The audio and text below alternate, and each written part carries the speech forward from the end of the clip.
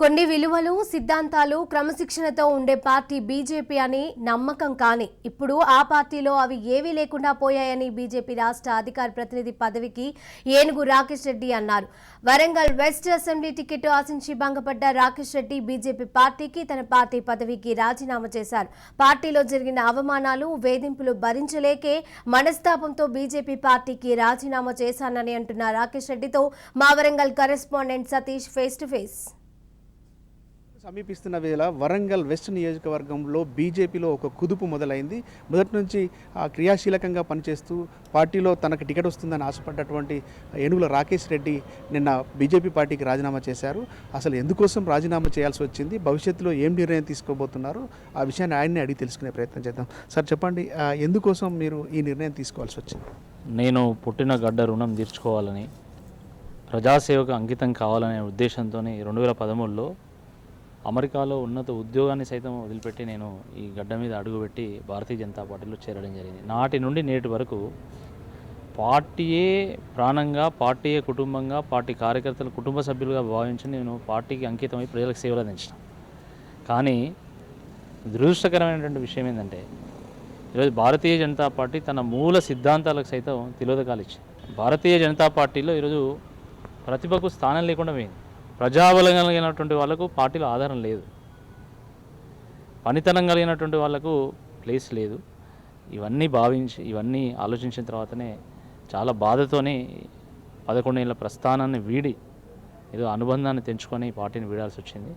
నేను వరంగల్ పశ్చిమలో 6,000 ఓట్లు ఉన్నటువంటి పార్టీని గల్లీ గల్లీకి తిరిగి గుడిసెకు చేర్చి ఈరోజు రాకేష్ రెడ్డి టికెట్ ఇస్తే ఈ నియోజకవర్గంలో బీజేపీ గెలుస్తుందనే స్థాయికి తీసుకొచ్చిన.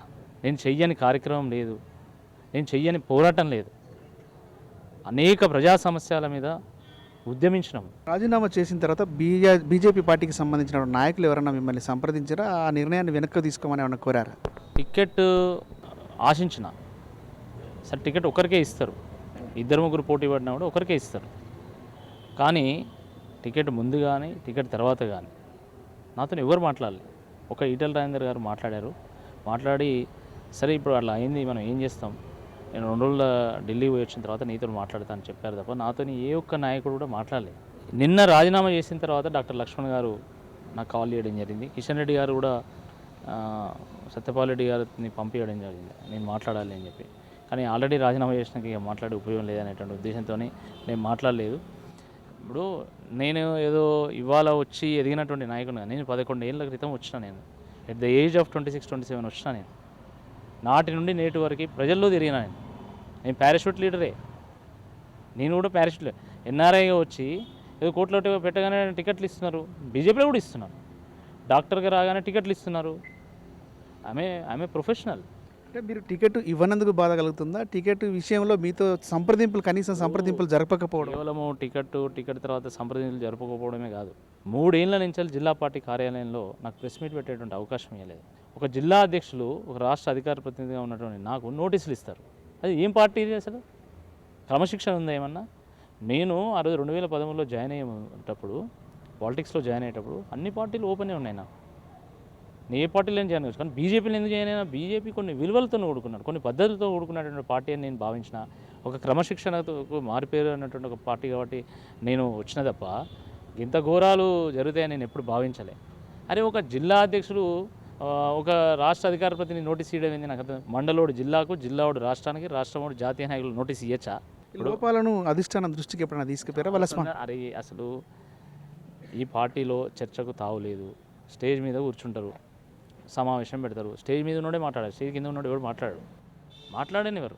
ఒకసారి మాట్లాడితే కనీసం వాళ్ళ మళ్ళీ మీటింగ్ కూడా పిలవరు. అనేక బాధలు అనుభవించిన నేను అడుగు బయట పెడితే, నా కార్యాలయం దాటి అడుగు బయట పెడితే ప్రోటోకాల్, నా పక్కకి ఎవరైనా డివిజన్ అధ్యక్షులు నిల్చుంటే వాళ్ళకి నోటీసులు, వాళ్ళని పీకేయడం, నా కార్యకర్తలందరినీ వాట్సాప్ గ్రూప్ నుంచి కూడా పీకేసాం. అంత నిబద్ధతతో పనిచేసినటువంటి కార్యకర్తను వాళ్ళే పొమ్మలు లేక పోగొట్టి పంపించింది. నేను పోవాలని అనుకోలే, వాళ్ళే పంపించాను. రాజీనామా చేసిన తర్వాత ఏదైనా పార్టీలు మిమ్మల్ని సంప్రదించాయా తమ పార్టీలో చేరాలి?